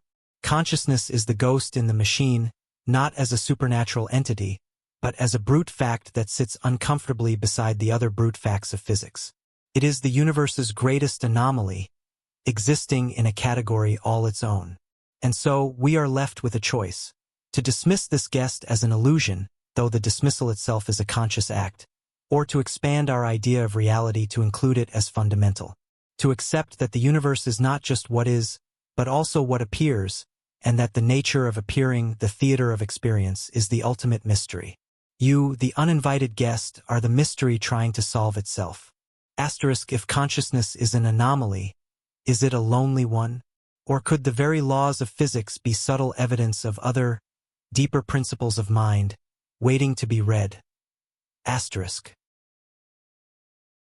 Perhaps consciousness is not a thing but a rule, a fundamental principle of organization, like a grammatical rule that allows nonsense syllables to coalesce into meaningful poetry. The universe, with its particles and forces, is the nonsense. Consciousness is the invisible grammar that arranges this chaos into a coherent, experienceable world.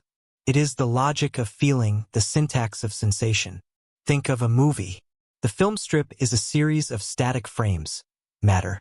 The projector light is energy. But the movie, the story, the emotion, the meaning emerges from the relationship between them, governed by the rules of narrative and perception. Consciousness might be that emergent moviness. It is not the light nor the film, but the fact of appearing as a world that follows certain rules. The rule of selfhood, the rule of time, the rule of cause and effect as perceived from within. This makes consciousness less like an object and more like a verb, the universe conscious ing. It is what the universe does when it reaches a certain pitch of complexity.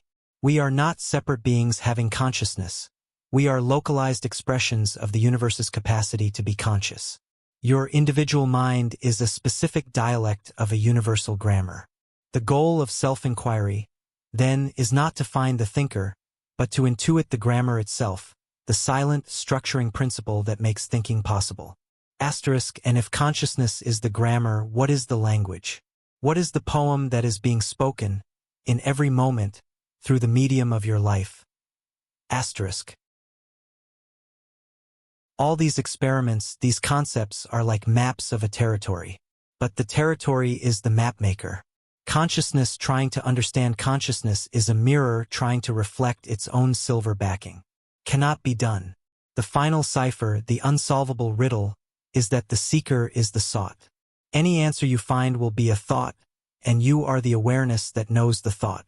You can chase this forever, through philosophy, science, and meditation, only to arrive back at the starting point. The simple, undeniable fact of being aware. So let the search end. Not in frustration, but in fulfillment. The mystery is not meant to be solved. It is meant to be lived.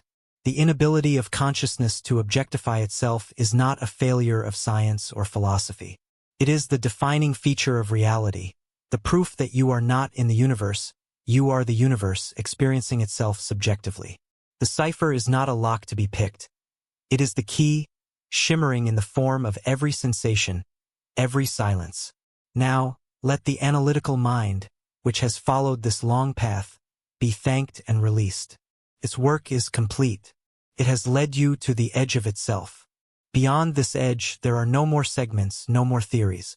There is only this, the gentle hum of existence, the weight of the body at rest, the dark behind the eyes. The final cipher dissolves into the experience it was trying to decode. Allow yourself to dissolve with it. Asterisk into the not knowing, into the being, into the quiet that was here before the first question was ever asked, and will remain long after the last answer fades. Asterisk.